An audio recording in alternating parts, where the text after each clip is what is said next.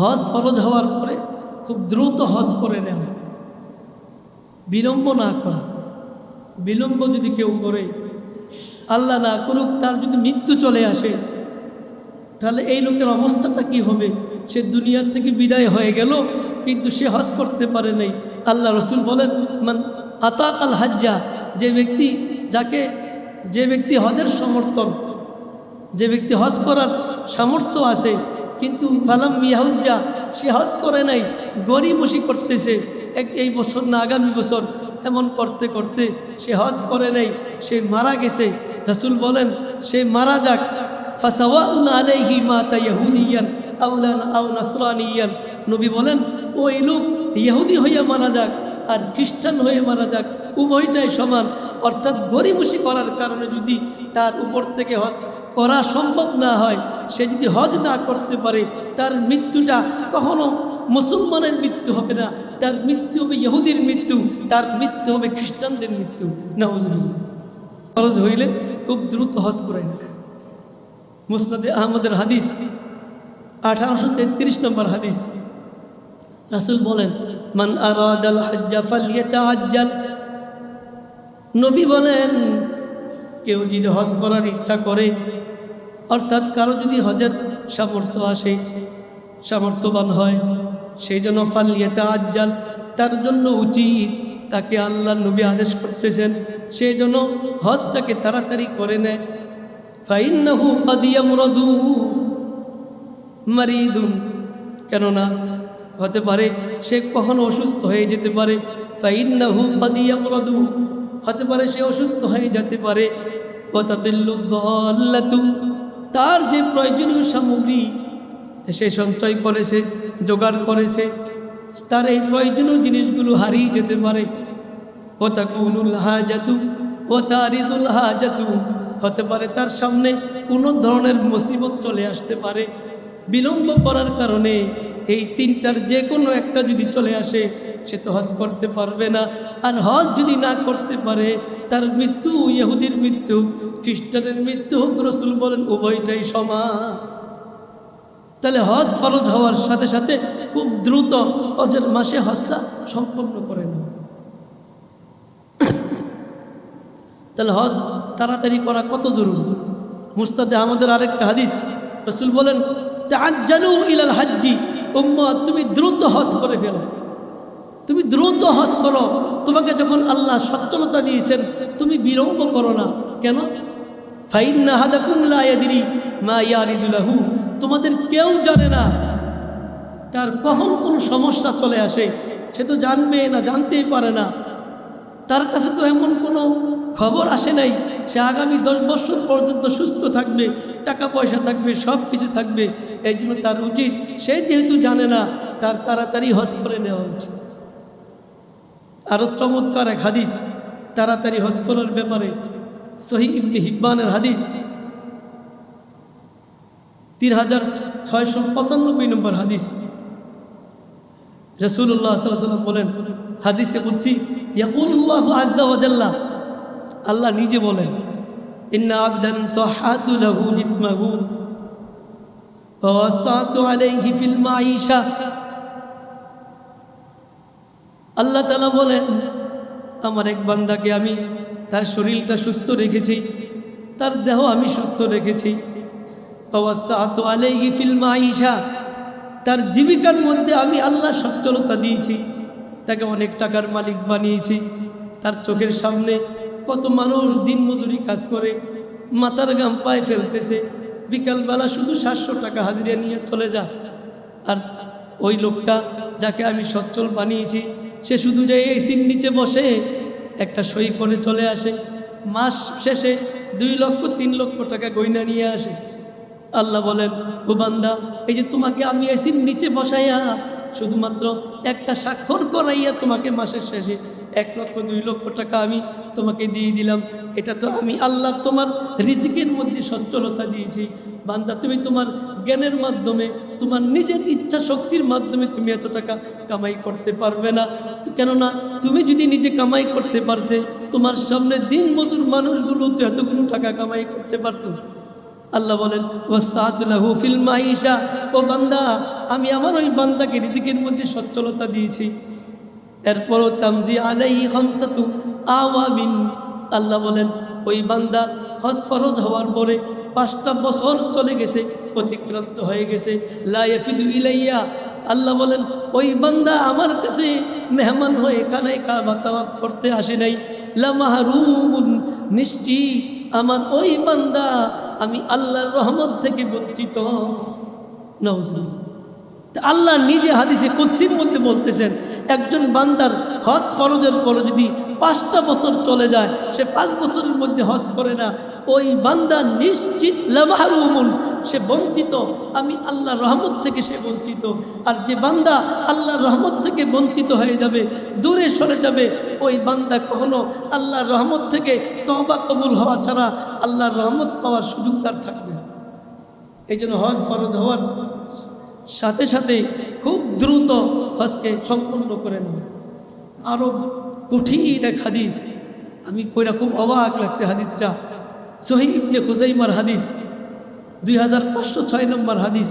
রাসূল বলে গেছেন, উম্মত তোমার উপর যদি হজ ফরজ হয়, ইস্তামতিউ বিহাদাল বাইত, রাসূল বলেন এই খানায় কাবা দ্বারা তুমি উপকৃত হও, তুমি আর দ্বারা বহু সওয়াব কামাই করে নিয়ে যাও। কেন জানো? ফাকাদ হুদিমা মাররাতাইন, এই খানায় কাবাকে 2 বার ধ্বংস করা হয়েছে। ইউরফাউ ফিস সালিসা, তৃতীয় আরেকবার যখন খানায় কাবার উপর যখন আক্রমণ করা হবে, তৃতীয়বারে খানায় কাবাকে উঠিয়ে নিয়ে যাওয়া হবে, খানায় কাবার দুনিয়ায় থাকবে। আল্লাহ না করুক কেউ যদি হজ ফরজ হওয়ার পরে গরিবসি করতে করতে, আল্লাহ না করুক এমন অবস্থা হয়ে যায় খানায় কাবা আর নাই, সে হাজারো চেষ্টা করলে সে কি হজের কাজ করতে পারবে? এই খানায় কাবা কিয়ামতের আগে ধ্বংস করবে কারা? যখন খানায় কাবা উঠিয়ে নেওয়া হবে। এটাও বুখারীর মধ্যে আসছে, 2591 নম্বর হাদিস। রাসূল বলেন ইউখারিবুল কাবা যুস সাবিকাতাইন বিল হাবাশা মিনাল হাবাশা, হাবশার সরু চিকুন পায়ের নড়া বিশিষ্ট মানুষগুলো, যাদের পা থাকবে চিকুন চিকুন, এই মানুষগুলো খানায় কাবাকে ধ্বংস করে দিবে কিয়ামতের আগে। তার মানে তখন আল্লাহ তাআলা এই খানায় কাবাকে উঠাই নিয়ে যাবেন, তখন আর মানুষ খানায় কাবার তাওয়াফ করতে পারবে। তা অবস্থাটা কি দাঁড়াবে? যদি গরিবসি করতে করতে খানায় কাবায় না থাকে, কাবায় আমার সামনে নাই, যে কাবাকে এত মহব্বত করি, যে কাবার দিকে ফিরে নামাজ পড়ি, তখন অবস্থাটা কোথায় দাঁড়াবে? তখন তো হজ করার কোনো সুযোগ থাকবে না। এই জন্য যাদের উপর হজ ফরজ, খুব দ্রুত হজের কাজ সম্পূর্ণ করেন, হজের কাজ খুব দ্রুত সম্পন্ন করেন। এটা আল্লাহ পাকের পক্ষ থেকে হজের তৌফিক দেওয়া, এটা অনেক বড় নেয়ামত, অনেক বড় নেয়ামত। হজের মধ্যে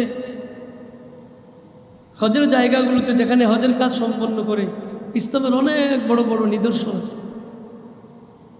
হাজরে আসওয়াদ সরাসরি আসমানি পাথর, জান্নাতের পাথর, যেটা আল্লাহ তাআলা দুনিয়াতে নিয়ে আসছেন। মাকাম ইব্রাহিম, এমন বহু সুন্দর সুন্দর শায়রুল ইসলাম, ইসলামের বড় বড় নিদর্শন আছে। আর আল্লাহর রাসূল আশপাশ দিয়ে হাসছেন, হাজরে আসওয়াদকে চুমু খেয়েছেন, এমন বহু স্মৃতি বিজড়িত অনেক সুন্দর সুন্দর জিনিস আছে, যেগুলো যেই জায়গাগুলোতে না গেলে একজন মুসলমানের দিলের অন্তরের অসম্পূর্ণতা থেকেই যায়।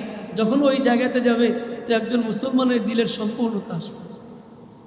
এই জন্য হজের তৌফিক হওয়া এত আল্লাহর তরফ থেকে অনেক বড় নেয়ামত। এই জন্য হজের মাসগুলোতে দোয়া করা খুব বেশি বেশি। আমরা যারা হজ করতে পারি নাই, আল্লাহ যেন আমাদেরকে হজ করার তৌফিক দান করুন। হজ করলে লাভ কি? হজ করলে সবচাইতে মজার যে বিষয়টা, যারা একমাত্র আল্লাহর জন্য হজ করে,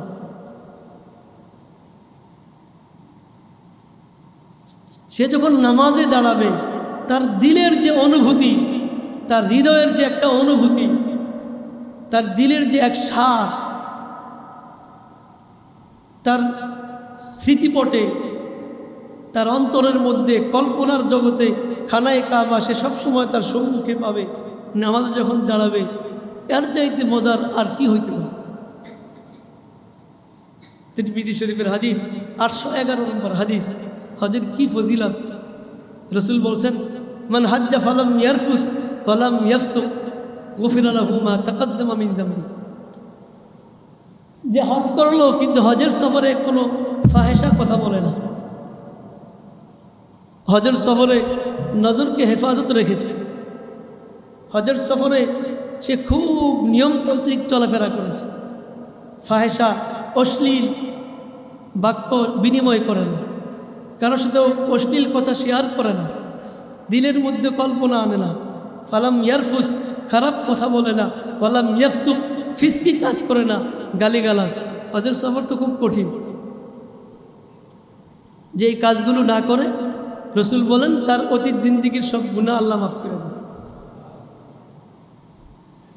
আরো সুন্দর করে রসুল বলেন, বুখারী শরীফের বর্ণনা, আল্লাহ রসুল বলেন মান হাজ্জা লিল্লাহ, যে একমাত্র আল্লাহর জন্য হজ করল। কার জন্য? যে আমি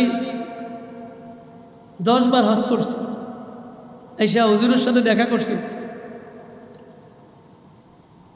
দেখা করে বলতেছে একটা জায়নামাজ হাদিয়ে দিয়া, হুজুর এটা আমার 13 নম্বর হজের জায়নামাজ। কয় নম্বর হজের জায়নামাজ?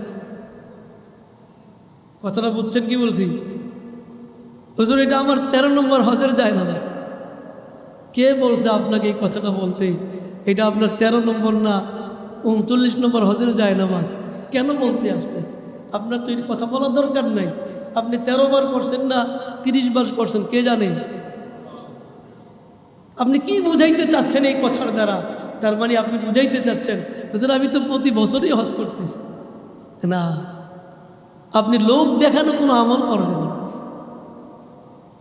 আল্লাহ না করুক এইভাবে যদি কেউ কথা বলতে থাকে, তার দিলের মধ্যে যদিও খুলুসিয়াত ছিল হজের সময়, এমন হতে পারে তার ওই খুলুসিয়াতটা থাকবে না, তার দিলের অবস্থা এখন এমন হবে, তার ম্যাক্সিমাম ইবাদত বন্দেগীর ক্ষেত্রে তার লোক দেখানো একটা অবস্থা সৃষ্টি হয়ে যাবে।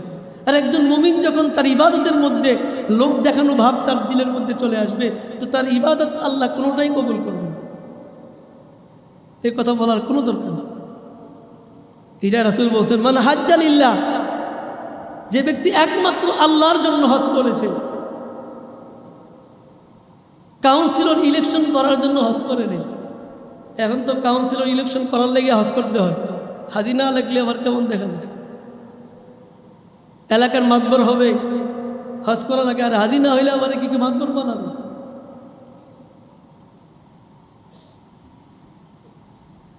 প্রতিষ্ঠানের বড় দায়িত্বে যাবে, যদি হাজি না লেখি আমার এই দায়িত্বটা দেখতে তো কেমন যেন লাগে।